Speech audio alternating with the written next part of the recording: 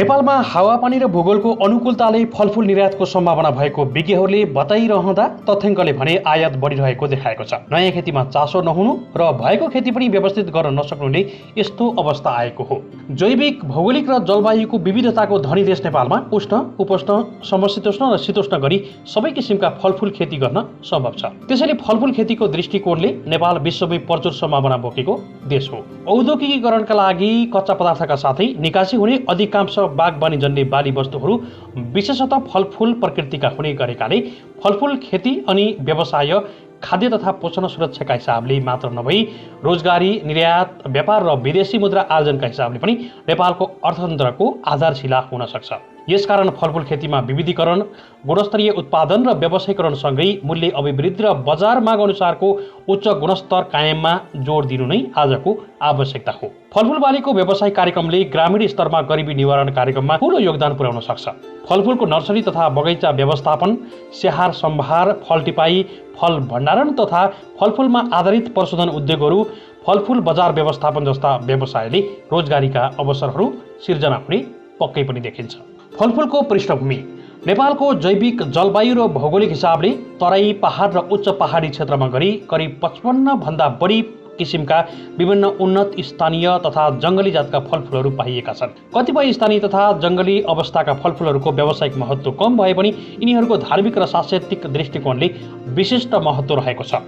त्यसैले दिगो विकास लक्ष्यले लिएको गरिबीको अन्त्य, शून्य भोकमरीको अन्त्य गर्ने, खाद्य सुरक्षा तथा उन्नत पोषण सुनिश्चित गर्ने तथा दिगो कृषिको प्रवर्धन गर्ने र जमिनमाथिको जीवन वनको दिगो व्यवस्थापन गर्ने, मरुभूमिकरण र भूक्षयीकरण रोकेर यस्तो प्रक्रियालाई उल्ट्याउने तथा जैविक विविधताको क्षतिलाई रोक्ने जस्ता महत्त्वपूर्ण लक्ष्य हासिल गर्न फलफुल खेतीले विशेष योगदान पुर्याउन सक्छ।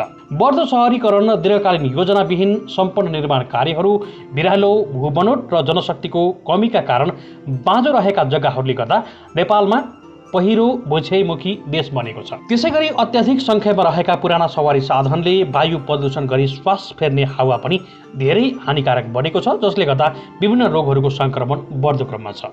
यस्तो परिस्थितिमा वृक्षारोपणले पहिरो भूक्षय रोक्न, हावाबाट कार्बन डाइअक्साइड सोसेर अक्सिजन प्रदान गर्न र पानीका स्रोत जोगाई राख्न विशेष महत्त्व खेल्छ।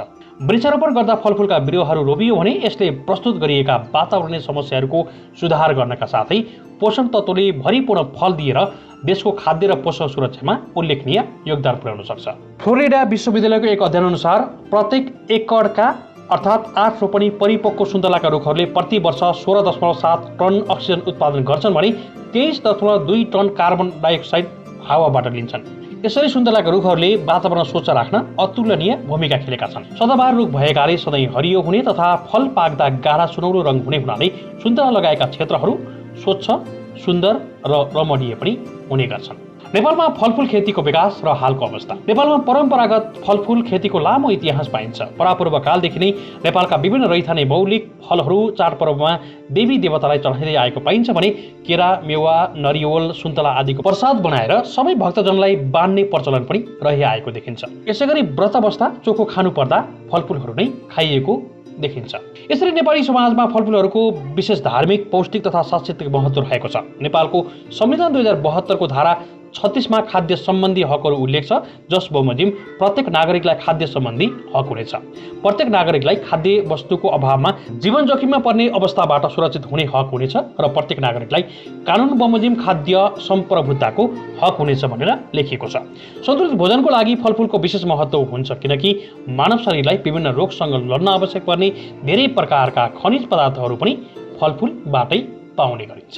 20 वर्षे दीर्घकालीन कृषि योजना अर्थात् एग्रिकल्चर पर्सपेक्टिभ प्लान एपीपी 1995 को प्राथमिकतामा परेका निश्चित उच्च मूल्य बालीहरू र वस्तुहरू स्याउ, सुन्तलाजात आदि फलफुलहरू रहेका छन्। त्यसैगरी कृषि नीति 2061 र अन्य आवधिक योजनाहरूमा पनि फलफुल खेती, स्याउ, सुन्तलाजात फलफुलहरू रहेका छन् भने कृषि नीति 2061 र अन्य आवधिक योजनाहरूमा पनि फलफूल खेती प्राथमिकतामा नपरेको होइन, तर विडम्बना भनौँ या नीति या योजना अनुरूप यस क्षेत्रले पनि पर्याप्त सरकारी र निजी लगानी आकर्षित गर्न सकेको छैन। यसै अनुरूप फलफूल भण्डारण, प्रशोधन र बजार पूर्वाधारको कमजोर अवस्था र स्रोतका रूपमा रहेका बागवानी फार्म केन्द्रहरूमा अत्यावश्यक भौतिक पूर्वाधारहरू जीर्ण अवस्थामा रहनु, अन्य निकायको प्रयोगले क्षेत्रफल साँगुरिँदै जानु र उद्देश्य अनुरूप पूर्ण रूपमा उपयोग हुन नसक्नु र विकसित भइसकेका व्यावसायिक बगैँचा पनि फडानी भई घरेरी र बस्तीमा रूपान्तरित हुनुले एकातिर यो व्यवसाय आशातीत रूपमा फस्टाउन सकेको छैन भने बदलिँदो परिवेशसँगै फलफूल जन्य वस्तुको क्षेत्रीय तथा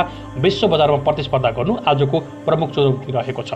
पहाडी जिल्लाहरूको गाउँ बस्तीमा पहिला राम्रो खेती हुने पाखो जग्गाहरू बिस्तारै बाँझो हुने क्रम बढ्दो छ। गाउँबाट वैदेशिक रोजगारीमा जाने क्रम बढेकाले जनश्रम पाउन कठिन हुँदैछ र पाइहाले पनि ज्यादै महँगो पर्ने हुँदा कृषि व्यवसाय झनै सङ्कटमा पर्न थालेको सबैलाई महसुस भएको विषय हो। यस चुनौतीलाई अवसरका रूपमा लिएर तुलनात्मक रूपमा लाभका आधारमा फलफूल खेतीमा विविधीकरण र व्यवसायीकरणसँगै मूल्य अभिवृद्धि र बजार माग अनुसार गुणस्तर कायममा जोड दिनु नै आजको आवश्यकता हो, जसलाई कृषि विकास रणनीति अर्थात् एग्रिकल्चर डेभलपमेन्ट स्ट्राटेजी अर्थात् एडिएसले पनि प्रशस्तै मार्ग खुलाएको छ। यिनै आवश्यकता, सम्भाव्यता, प्राथमिकताका आधारमा भौगोलिक विविधता एवं विशिष्टताको सदुपयोग गर्दै सम्भाव्य फलफूल, चिया, कफी, पुष्प आदि बागवानी जन्य बालीहरूको व्यावसायिक एवं प्रतिस्पर्धी खेती प्रणालीमा विकास विस्तार गरी उत्पादन तथा उत्पादकता वृद्धि, आयात प्रतिस्थापन तथा निर्यात प्रबन्धन, खाद्य तथा पोषण सुरक्षा, गरिबी न्यूनीकरण, जीवनस्तर सुधारमा योगदान पुर्याउने अभियानमुखी फलफूल कार्यक्रमको माध्यमबाट फलफूल खेतीमा विशिष्टीकरण एवं व्यावसायीकरण गर्नको लागि विभिन्न कार्यक्रमहरू सञ्चालन भइरहेका छन्, तर भने जस्तो रिजल्ट चाहिँ पाइएको छैन। फलफूलको पौष्टिक महत्त्व। उत्कृष्ट स्वादका अलावा फलफूलहरूको धेरै पौष्टिक तथा औषधीय महत्त्व रहेको छ। फलफूलले शरीरको अनावश्यक तौल र नराम्रो कोलेस्ट्रोललाई घटाउन समेत मद्दत पुर्याउँछ र स्वस्थ जीवन प्रदान गर्न सहयोग गर्छ। यसका साथै विभिन्न खालका भिटामिनहरू, विशेष गरी भिटामिन सी र vitamin A, thymine, vitamin B1, folate, vitamin B9, potash आदिको प्रमुख स्रोत पनि फलफूल मान्न सकिन्छ। यस्तै पौष्टिक तत्त्वहरूले शरीरको रक्त सञ्चार प्रणालीलाई स्वच्छ राख्न मद्दत पुर्याउँछन्। यसका अलावा सुन्तलामा प्रशस्त मात्रामा क्यारोटिनोइड्स पदार्थहरूले एकातिर मानव जीवनको मुटु, मृगौला जस्ता अङ्गलाई स्वस्थ राख्न महत्त्वपूर्ण भूमिका खेल्छन् भने अर्कोतर्फ नेपालका विकराल रूपमा देखिएका उच्च रक्तचाप, रक्त अल्पता, मृगौलाको पत्थरी, आन्द्राको क्यान्सर, हाडजोर्नी दुख्ने, स्नायु प्रणाली, दम, पेटको अल्सर, डायबिटिज, कब्जियत जस्ता रोगको रोकथाम तथा निवारणमा ठूलो योगदान पुर्याएको छ। सुन्तला जात फलको साथै बोक्रामा समेत विभिन्न औषधीय गुणहरू पाइन्छन्। यसको बोक्रालाई विभिन्न औषधीय, विशेष गरी छालाको उपचार तथा सौन्दर्य सामग्री निर्माण गर्न पनि प्रयोग गर्न सकिन्छ। फलफूल खेतीमा देखा परेका समस्या, चुनौती र अवसरहरू। फलफूलको बिरुवा आपूर्तिको लागि निजी स्तरमा नर्सरीहरूको सङ्ख्यात्मक वृद्धि भए तापनि तिनको गुणस्तरीय उत्पादन क्षमतामा वृद्धि हुन नसकेको अवस्था यति बेला छ। सरकारी फार्ममा बिरुवाहरूको माग अत्यधिक हुने भए पनि बिरुवा प्रसारण तथा उत्पादनको लागि दक्ष जनशक्ति तथा पर्याप्त जमिनको अभावले माग अनुसारको बिरुवा उपलब्ध गराउन नसकेको अवस्था अहिले छ। फलफूल बालीको जातीय विकासमा अध्ययन अनुसन्धानले प्राथमिकता नपाएको, अर्थात् हालसम्म सुन्तलाको 1 कागतीको 3 र केराको 3वटा मात्र दर्ता प्रक्रियाबाट सूचित भएको। फलफूल नर्सरी स्थापना, सञ्चालन, गुणस्तर, बिरुवाका उत्पादन तथा व्यवस्थापनको लागि हालसम्म कुनै ठोस नीति, नियम, निर्देशिका जारी नभएको, त्यसैले तोकिएका मापदण्ड पूरा नभएका बिरुवाहरू समेत बिक्री वितरण भइरहेको छ। निजी नर्सरीमा बिरुवाको मूल्यमा एकरूपता नभएको, बढी माग भएको बिरुवाको मूल्य सरकारी दरभन्दा निकै बढी भएको पाइएको छ। अधिकांश नर्सरीहरूले जात छुट्याएर बिरुवा उत्पादन गरेका छैनन्। मिश्रित जातको बिरुवाबाट उत्पादन भएका फलमा एकरूपताको गुणस्तर नभएको, प्राय फलफूलहरू बहुवर्षीय हुनाले फलफूल बालीको जातीय विकासको अध्ययन अनुसन्धान गरी उचित प्रविधि विकास गर्न कम्तीमा 5 वर्ष लाग्नेछ र यसमा ध्यान दिएको छैन। विभिन्न उल्लेखित प्रशस्त मात्रामा चुनौती हुँदाहुँदै पनि नेपालमा फलफूल बालीहरूले ग्रामीण क्षेत्रमा रोजगारीको सृजना मार्फत गरिबी निवारण, पोषण स्तरमा सुधार तथा विभिन्न प्रशोधन तथा मूल्य अभिवृद्धिका अन्य उपाय मार्फत आय आर्जनमा वृद्धि गराउन विशेष भूमिका खेलेका छन्। वातावरण सुधारको लागि फलफूल खेतीको विस्तार। नेपालको हावापानी विभिन्न फलफूल खेतीको लागि उपयुक्त मानिन्छ। खेती गर्न, टिप्न, खान, ढुवानी गर्न समेत सजिलो हुने भएकाले सुन्तला जात फलफूललाई सबैले मिठो, स्वादिलो र सरल फलको रूपमा लिने गर्छन्। वातावरण सुधारका साथै गरिबी निवारण, खाद्य तथा पोषण सुरक्षाका लागि फलफूल खेतीको विस्तार गर्नुपर्ने कारणहरू। भौगोलिक विविधता एवं प्रशस्त मात्रामा उपयुक्त सूक्ष्म जलवायुको पक्कै क्षेत्र भएकाले नेपालको प्राय सबै जिल्लाहरूमा घरबारी बगैँचामा जीविकोपार्जनमुखी तथा व्यावसायिक रूपमा खेती भइराखेकाले देशको सबै भागमा विभिन्न फलफूल बालीहरूको खेती गर्न सकिन्छ। तराईमा वर्षे फलफूल जस्तै आँप, केरा, लिची, मेवा, कटहर, कागती, त्यसैगरी पहाडमा सुन्तला जात अम्बा, आरू, एभोकाडो, नास्पाती र उच्च पहाडमा हिउँदे फलफुल जस्तै किवी, आलु बखडा, ओखर, खुर्पानी, स्याउ लगायतका फलफुलहरू लगाउन सकिन्छ। फलफुलको माग दिनानुदिन बढ्दै गरेकाले बजारको समस्या छैन र उत्पादनको व्यवसायीकरणबाट आय स्रोतको भरपर्दो अवसरको रूपमा प्रमुख स्थान ओगर्दै आएको देखिन्छ। नेपालका कुपोषणले ग्रस्त क्षेत्रहरूमा विभिन्न जातका फलफुलहरू खेती गर्न सकिन्छ र बहुउपयोगी र उच्च पोषणयुक्त फलफुलको उपभोगले खाद्य सुरक्षा र पोषण स्थिति सुधारमा प्रशस्त योगदान पुर्याउन सक्ने भएकाले पनि फलफुल खेती अबको लागि अपरिहार्य छ।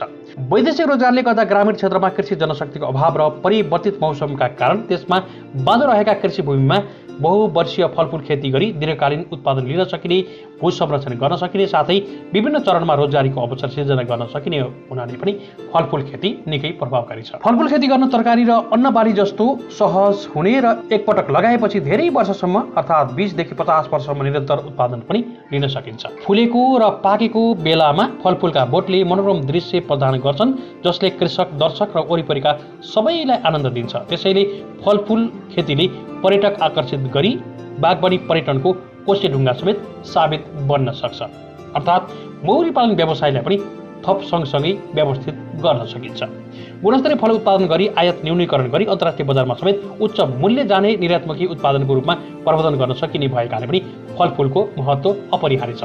जलवायु परिवर्तनले निम्त्याउने नकारात्मक प्रभावलाई फलफुल खेतीले न्यूनीकरण गर्न मद्दत गर्छ। त्यसैले देशमा बाँझो रहेका जग्गाको दीर्घकालीन सदुपयोग गर्न कृषि सामग्रीको अर्थात् माटो, पानी, मल लगायतका चिजहरूको उचित प्रयोग गर्न पनि फलफुल खेती उपयुक्त देखिन्छ।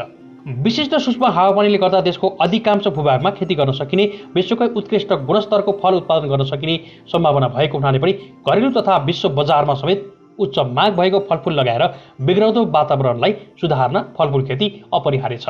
यस क्रममा असल कृषि अभ्यास अपनाई वैज्ञानिक ढङ्गले स्वस्थ र गुणस्तरीय कृषि उपजहरूको उत्पादन गरी उपभोक्तालाई स्वास्थ्य र गुणस्तरीय उपजहरू उपलब्ध गराउनका साथै उपलब्ध गराउने कार्यमा संलग्न सबैको स्वास्थ्य अनि आर्थिक उन्नति सुनिश्चित गर्दै सो प्रक्रियामा वातावरणलाई न्यून असर पुर्याउनुपर्छ। फलफुल खेती गरेर माटो, पानी, हावाको गुणस्तर बढाउँदै पोषणयुक्त स्वादिला रसिला फल खाई स्वस्थ बनाऊ र वातावरण सफा, सुन्दर र दीर्घकालीन रूपमा संरक्षण गरौँ। विगतका केही वर्षमा नेपालको फलफुल बालीको क्षेत्रफल उत्पादन र उत्पादकत्व बढिरहेको छ, तथापि सन्तोषजनक हिसाबले पनि बढेको पाइँदैन। फलफुल क्षेत्रमा मुख्यतः व्यावसायिकरणमा जोड, स्रोत केन्द्रको समय अनुकूल सुदृढीकरण, त्यसैगरी जनशक्तिको क्षमता अभिवृद्धि, बजार प्रबन्धन र गुणस्तरीय उत्पादन तथा प्रशोधनबाट आयात प्रतिस्थापन, निर्यात प्रबन्धन गर्नुपर्ने देखिन्छ। गुणस्तरीय फलफुलको उत्पादन तथा उत्पादकत्व वृद्धि गर्ने, फलफुल उपभोग स्तर बढाई सर्वसाधारणको पोषण अवस्थामा सुधार गर्ने, सम्भाव्य फलफुलमा आत्मनिर्भरता र आयात प्रतिस्थापन गर्ने, निर्यातयोग्य फलफुलहरूको निर्यात व्यापार प्रबन्धन गर्ने, रोजगारी तथा आय स्तर वृद्धि गर्ने र भूक्षय रोकथाम तथा वातावरण संरक्षण जस्ता क्षेत्रमा फलफुल खेतीले विशेष भूमिका खेलेको छ। फलफुल क्षेत्रको विकासले नागरिकको खाद्य तथा पोषण सुरक्षामा महत्त्वपूर्ण योगदान पुर्याउनुको साथै आयात घटाई निर्यात प्रबन्धन गर्दै देशको आर्थिक अवस्था सुधार गर्नमा महत्त्वपूर्ण योगदान पुर्याउँछ। तसर्थ नेपालका तिनै तहका सरकारहरू, अनुसन्धान परिषद र शिक्षण संस्थानहरू समेत सबैले सहकारी गरी व्यावसायिक फलफुल खेतीको प्रबन्धन गर्नु आवश्यक छ। विभिन्न जानकारहरूको सहयोगमा असीम सापकोटाले तयार पारेको यो रिपोर्ट।